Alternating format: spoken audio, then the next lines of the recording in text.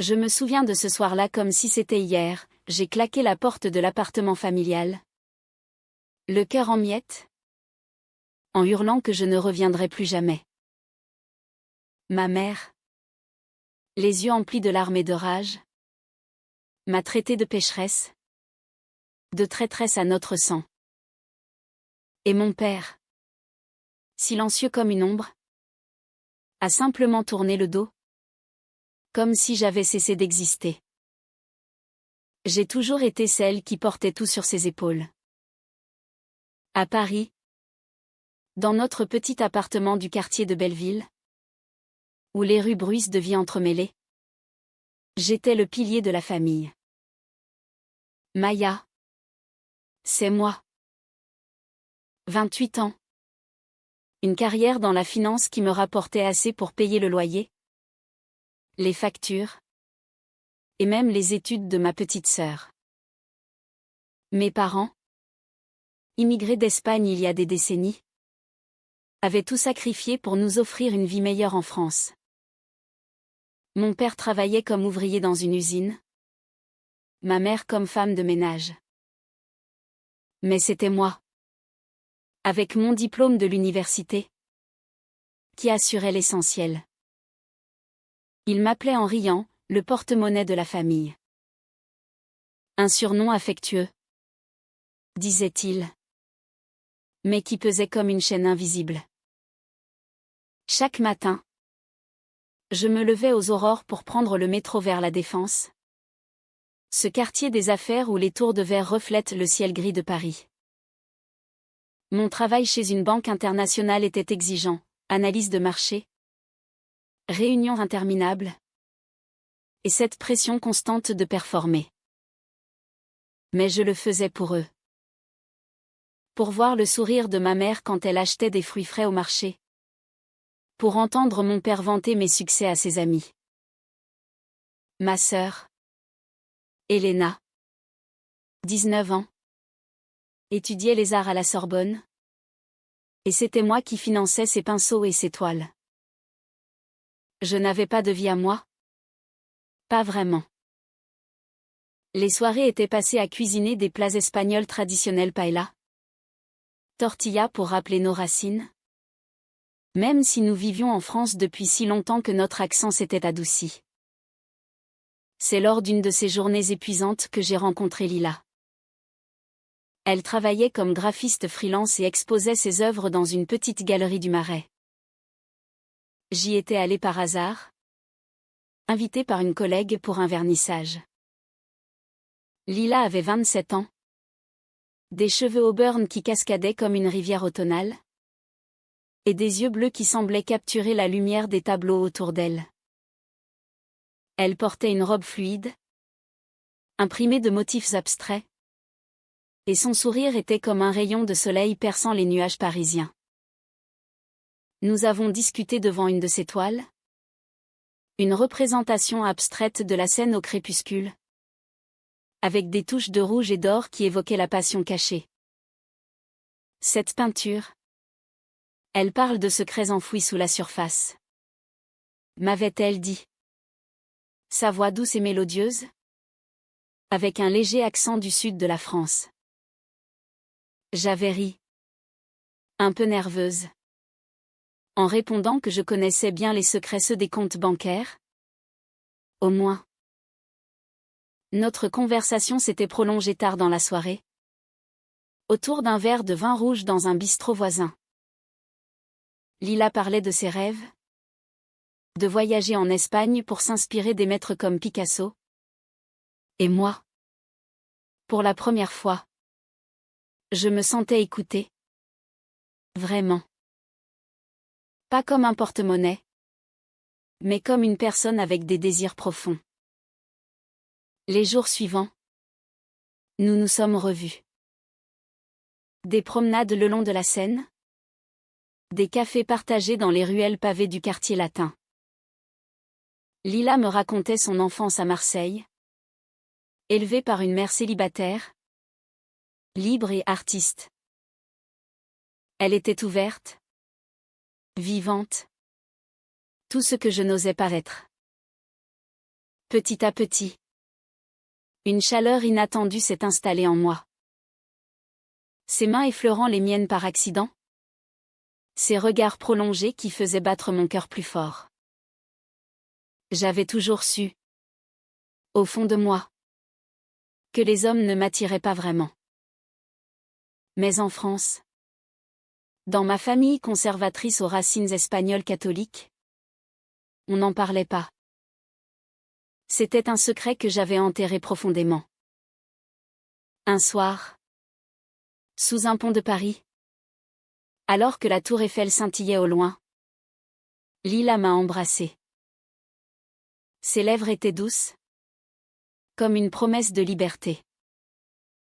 J'ai ressenti un tourbillon d'émotions, joie, peur, excitation. C'était comme si le monde s'ouvrait enfin. Mais ce baiser marquait le début d'un conflit intérieur dévastateur. Comment pouvais-je aimer une femme? Ma famille, si pieuse, avec ses messes du dimanche et ses prières pour la Vierge Marie, me verrait comme une abomination. Je rentrais chez moi ce soir-là, le cœur gonflé, mais avec une ombre planant, le mensonge que je commençais à tisser. Les mois suivants furent un mélange de bonheur clandestin et de tourments. Lila et moi passions des après-midi dans son atelier, où elle peignait pendant que je lisais. Nos silences complices. Nous parlions de tout, de la politique française, des manifestations pour les droits LGBT qui agitaient Paris, de nos rêves d'une vie ensemble. Mais je gardais notre relation secrète. À la maison, je prétextais des heures supplémentaires au travail pour la voir. Ma mère remarquait mes absences, mais je les justifiais par mon dévouement professionnel. Tu es notre ange gardien? Maya, disait-elle en m'embrassant sur le front. Pourtant, les fissures commençaient à apparaître. Mon père, un homme taciturne aux mains calleuses, me questionnait sur ma vie personnelle. Quand vas-tu te marier? Trouver un bon Français ou un Espagnol comme nous? Je souriais faiblement, évitant le sujet. Elena, ma sœur, plus ouverte d'esprit grâce à ses études, sentait quelque chose. Un jour, elle m'a surprise en train de sourire à un message de Lila. Qui est-ce qui te rend si heureuse? A-t-elle demandé avec un clin d'œil. J'ai rougi, balbutiant une excuse. La tension montait. Lila voulait plus, des sorties publiques, des présentations à nos amis. Pourquoi te caches-tu? Maya? Paris est la ville de l'amour. Pas de la honte. Ces mots me blessaient, car elle avait raison. Mais la peur me paralysait. J'imaginais la réaction de mes parents, le dégoût, le rejet. En Espagne, d'où ils venaient, l'homosexualité était encore tabou dans les familles traditionnelles, même si la France avait légalisé le mariage pour tous. Mon rôle de « porte-monnaie » me liait encore plus, si je les décevais. Que deviendrait-il sans mon soutien financier? Un incident mineur a allumé la mèche. Lila m'a offert un collier, un pendentif en forme de cœur avec nos initiales gravées. Je l'ai porté, oubliant de l'enlever avant de rentrer. Ma mère l'a remarqué pendant le dîner. C'est de qui? Ça?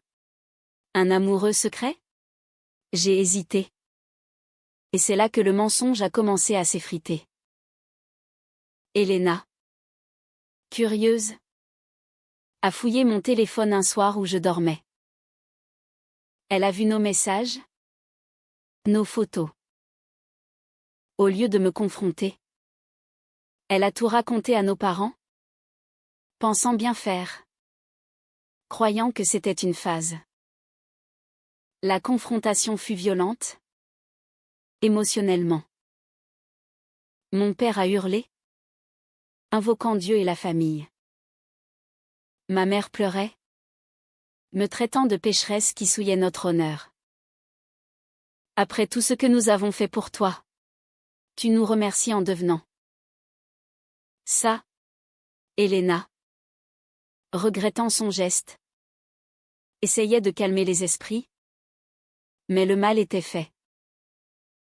J'ai nié d'abord, puis admis, les larmes aux yeux. J'aime Lila. C'est une femme. Oui. Mais c'est de l'amour vrai. Ils m'ont chassé ce soir-là, me disant de partir si je choisissais ce vice. Je me suis réfugiée chez Lila. Brisée.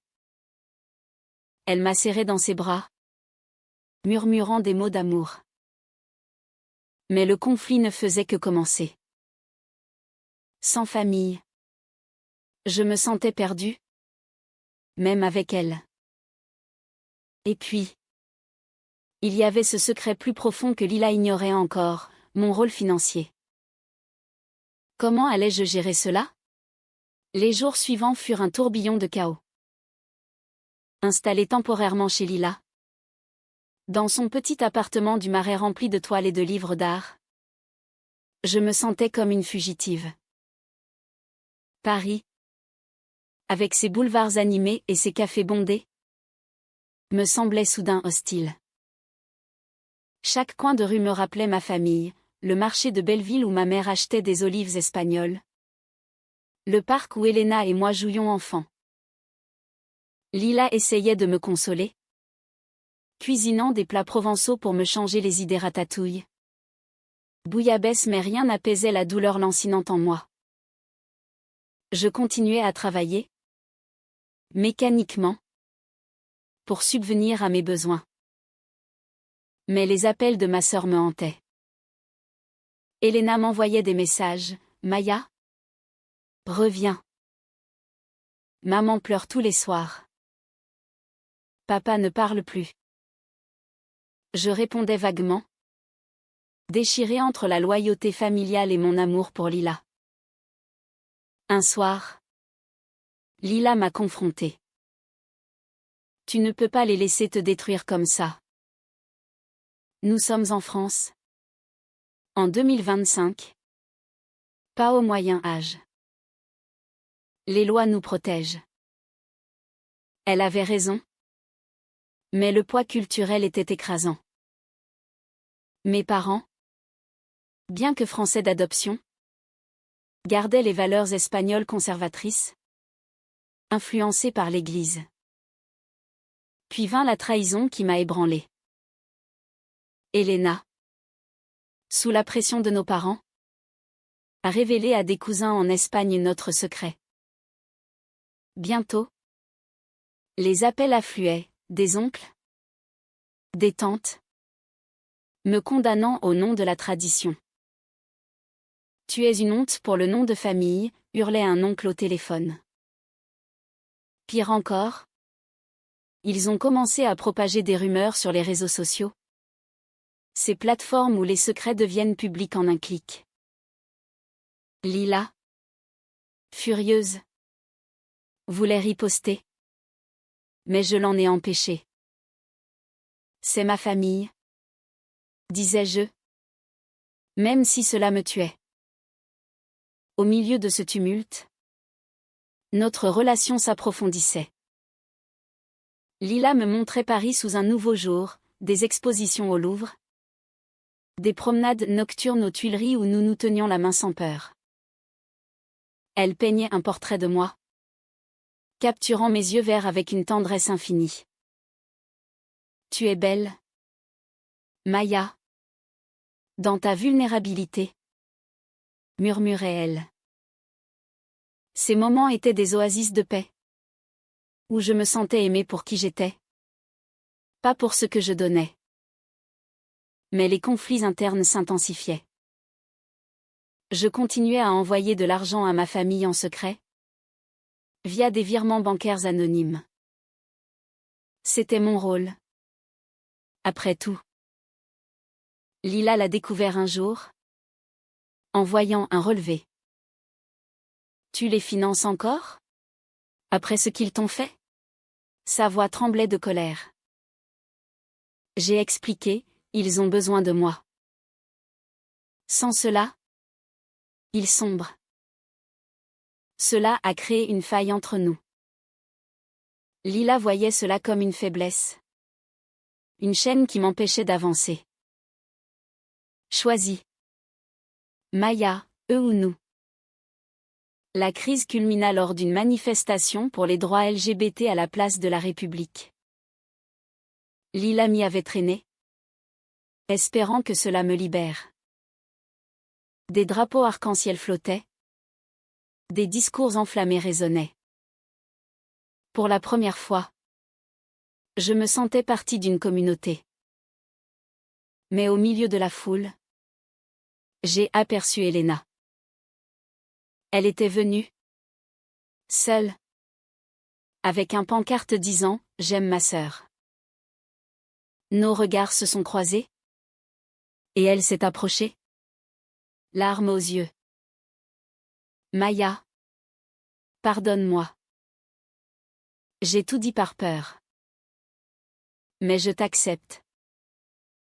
Nous nous sommes embrassés.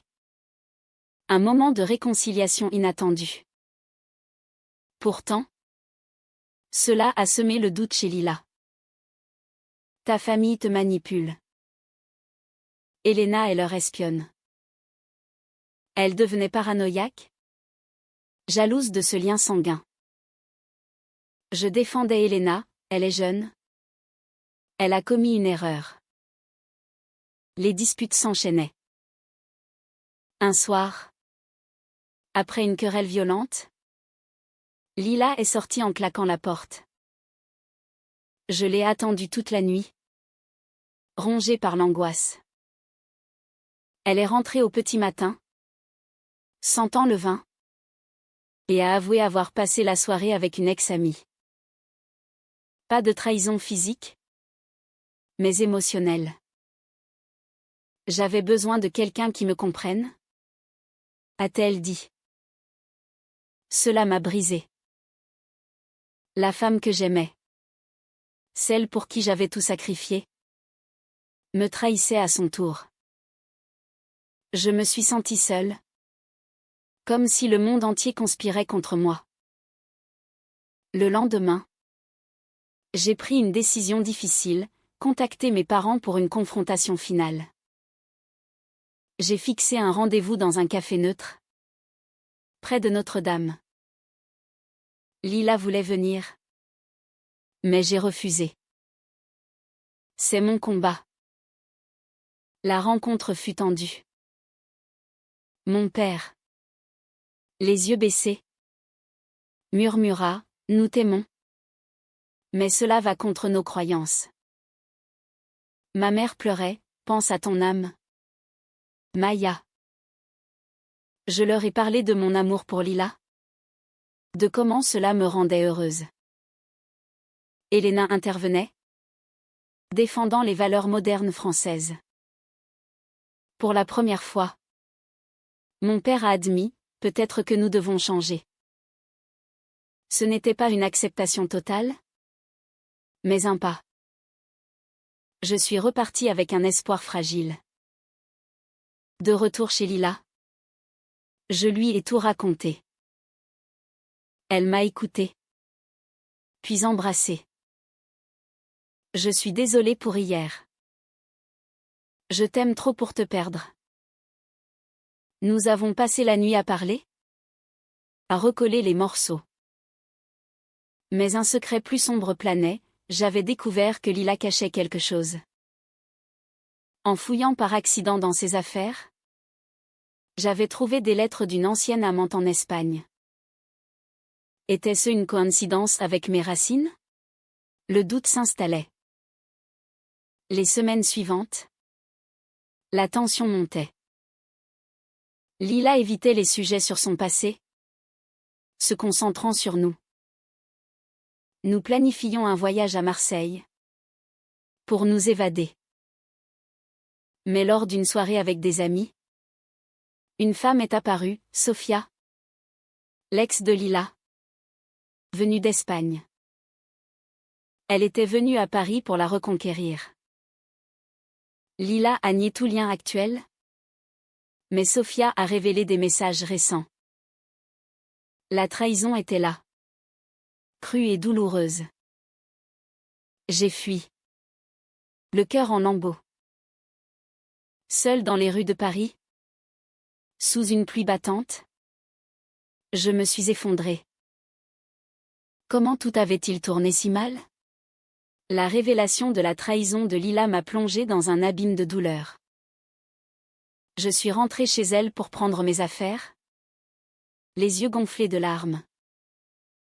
Comment as-tu pu, ai-je hurlé. Lila, paniquée, tentait de s'expliquer, c'était avant toi.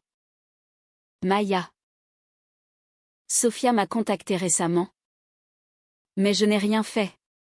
Mais les messages parlaient d'eux-mêmes, des mots d'amour, des promesses de retrouvailles. C'était une trahison émotionnelle? Pire que physique? Car elle touchait l'âme. J'ai erré dans Paris cette nuit-là, dormant chez une collègue. Le lendemain, j'ai pris un congé au travail, incapable de me concentrer. Ma vie, si structurée, s'effondrait. Elena m'a appelé, sentant mon désarroi. Viens à la maison. Maya. J'ai hésité. Mais la solitude était insupportable. En arrivant à Belleville, ma mère m'a ouvert, les bras tremblants. Ma fille, a-t-elle murmuré, m'enlaçant. Mon père était là, silencieux. Mais il n'a pas tourné le dos. Ils m'ont écouté raconter tout, l'amour pour Lila, la trahison. Pour la première fois, ils n'ont pas jugé.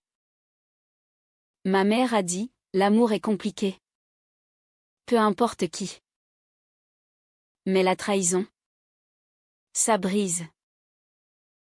Elena ajoutait, en France, on a le droit d'aimer qui on veut. Ce soutien inattendu m'a donné de la force. Mais le conflit persistait, ils espéraient que je revienne à la raison. Que ce soit une phase. Je n'ai pas insisté. Trop épuisée. Lila m'appelait sans cesse, laissant des messages larmoyants. Pardonne-moi. Maya. Je t'aime plus que tout. Je l'ignorais. Mais au fond, je l'aimais encore. Les jours passaient en un brouillard. Je reprenais mon rôle de pilier familial, aidant aux tâches ménagères, payant les factures. Mais intérieurement, je bouillonnais. Un secret que je cachais à tous, depuis des mois. J'économisais pour un fonds d'urgence. Au cas où. Maintenant, il me servait à réfléchir à une vie indépendante. Puis vint le haut trahau inattendu. Sofia, l'ex de Lila, m'a contacté via les réseaux. Elle voulait me rencontrer, affirmant avoir des preuves que Lila mentait depuis longtemps. Curieuse et blessée, j'ai accepté un rendez-vous dans un café du quartier latin. Sofia était une femme élégante, aux traits espagnols marqués cheveux noirs, yeux sombres rappelant mes origines. Elle m'a raconté, Lila et elle avaient été ensemble pendant des années, voyageant en Espagne. Lila avait promis de l'épouser, mais l'avait quitté pour une carrière à Paris. Pire. Lila cachait une dette importante, contractée pour ses expositions, et cherchait quelqu'un pour la soutenir financièrement. Les pièces du puzzle s'assemblaient. Lila m'avait approché sachant mon métier en finance. Était-ce de l'amour vrai? Ou une manipulation? Sophia montrait des documents, factures. Messages où Lila parlait de moi comme d'une « solution stable ». J'étais effondrée. Moi. Le « porte-monnaie » de ma famille était devenu celui de Lila sans le savoir. Furieuse, je suis allée confronter Lila. Elle a nié d'abord, puis avoué partiellement, oui. J'ai des dettes. Mais je t'aime vraiment. Sophia ment pour me détruire. Mais le doute était semé. Nous nous sommes disputés comme jamais. Des mots durfusants, trahison, manipulation, mensonge. Lila pleurait, tu es tout pour moi. Maya. Ne me quitte pas. Mais je suis partie. Le cœur durci. De retour chez mes parents, j'ai tout révélé à Elena. Elle m'a soutenue, tu mérites mieux. Mon père. Surprenant. A ajouté, l'amour ne doit pas être une chaîne. Cette épreuve les avait changés. Ma mère préparait des tapas espagnols pour me consoler, murmurant des prières pour mon bonheur. Pourtant, un twist plus profond, en fouillant mes propres finances. J'ai découvert que ma famille avait économisé en secret. Mon père avait mis de côté de l'argent de son travail pour ne pas tout devoir. C'était leur façon de me libérer. Tu n'es pas notre porte-monnaie, Maya. Tu es notre fille, a-t-il dit. Les yeux humides. Ce geste m'a touché, effaçant des années de ressentiment. Avec ce soutien, j'ai pris une décision difficile, couper les ponts avec Lila. Je l'ai bloqué, ignorant ses appels.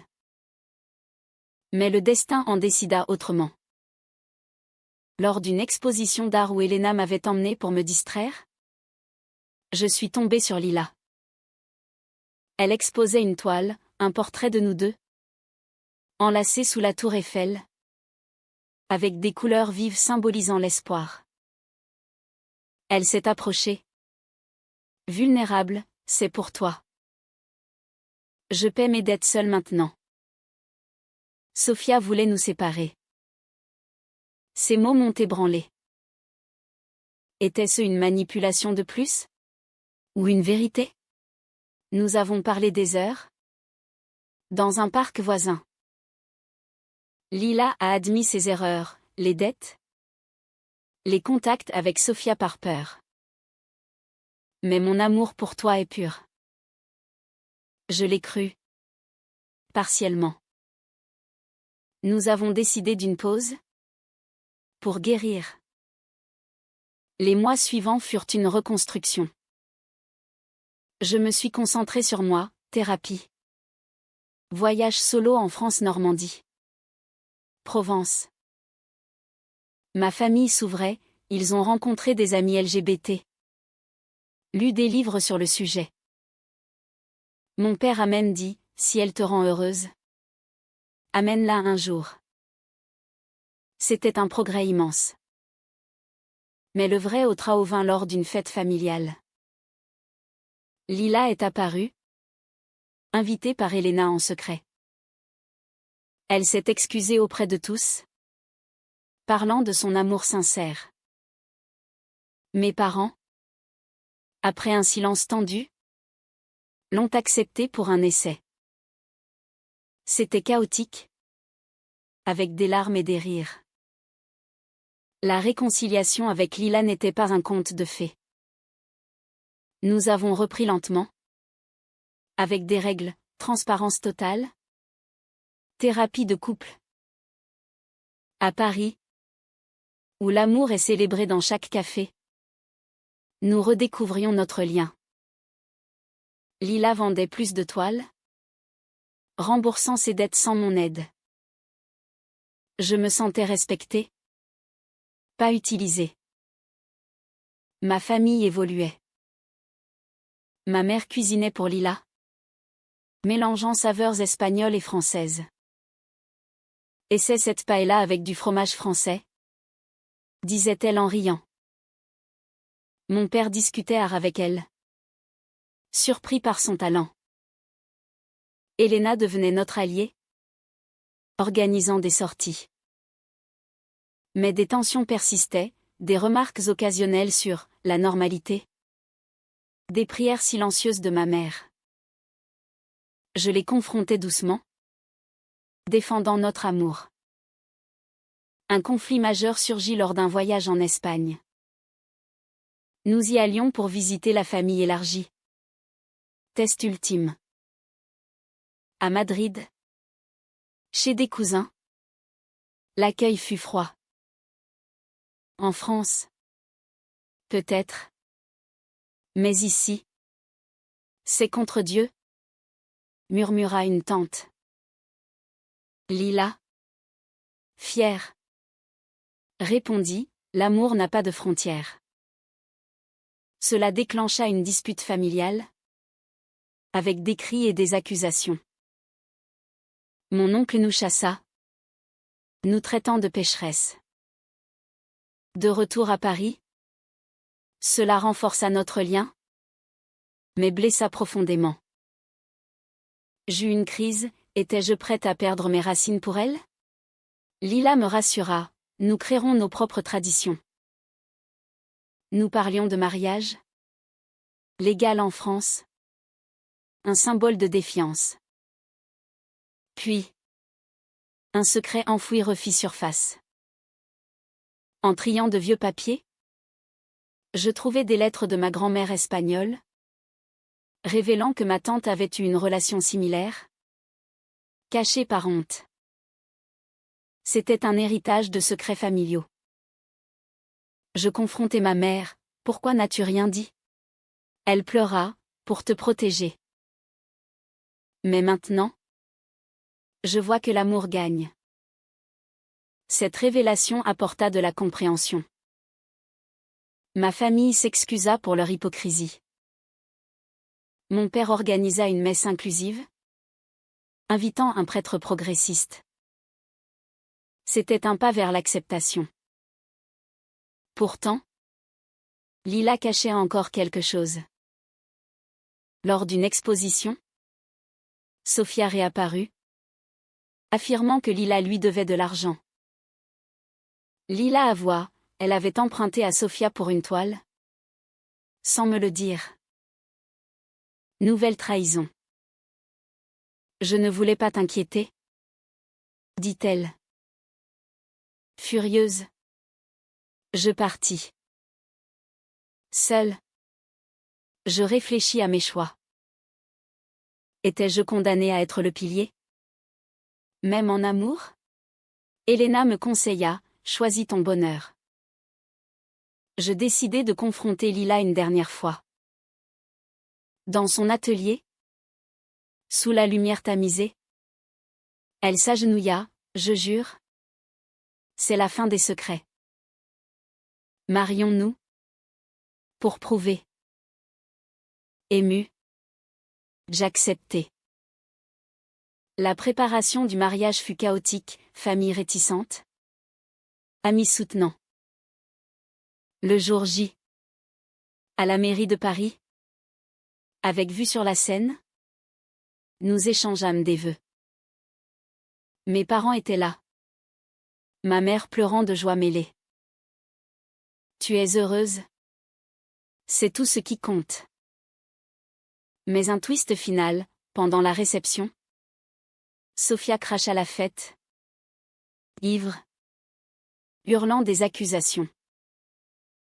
Lila la confronta, c'est fini. La police intervint, révélant que Sofia harcelait Lila depuis des mois. C'était une obsession? Pas de l'amour. Soulagée. Je vis la vérité, Lila m'aimait vraiment. La soirée se termina en danse, avec des toasts à l'amour résili. Les mois après le mariage furent une renaissance. Lila et moi louâmes un appartement plus grand dans le Marais, fusionnant nos mondes, mes livres de finances avec ses pinceaux. Nous voyageâmes en Espagne, non pour la famille, mais pour l'inspiration. Barcelone, Séville où Lila peignit des scènes vibrantes, influencées par nos racines communes. Ma famille s'intégra progressivement. Dîners dominicaux devinrent tradition, avec Lila apprenant des recettes espagnoles. Mon père, autrefois silencieux, discutait politique avec elle, acceptant les changements sociétaux en France. Ma mère, touchée par notre bonheur, abandonna ses jugements. Elena, notre demoiselle d'honneur, fonda un club LGBT à l'université, inspiré par nous. Pourtant, des défis persistaient. Au travail, des collègues conservateurs murmuraient. Mais je les ignorais, fier de mon alliance. Lila affronta des critiques dans le monde de l'art, mais ses toiles sur l'amour lesbien gagnaient en reconnaissance. Exposées au Centre Pompidou. Un jour, un appel changea tout. Ma tante espagnole, celle du secret, nous contacta. J'ai vécu caché. Vous m'inspirez à sortir du silence. Cela guérit des blessures familiales, reliant générations. Notre vie devint un témoignage de résilience. Nous adoptâmes un chat, symbole de notre foyer. Les nuits, enlacés, nous parlions de l'avenir, enfant peut-être, via adoption. Mais la vie n'est pas sans ombre. Lila eut une crise créative, doutant de son talent. Je la soutins, comme elle m'avait soutenue. Ensemble, nous surmontâmes, prouvant que l'amour vrai endure. En regardant en arrière, je vois les conflits comme des catalyseurs. De porte-monnaie à femme libre, aimée pour mon essence. Paris, ville des Lumières, illumina notre chemin. Notre histoire, riche en émotions, enseigne, l'amour triomphe, même dans la tourmente.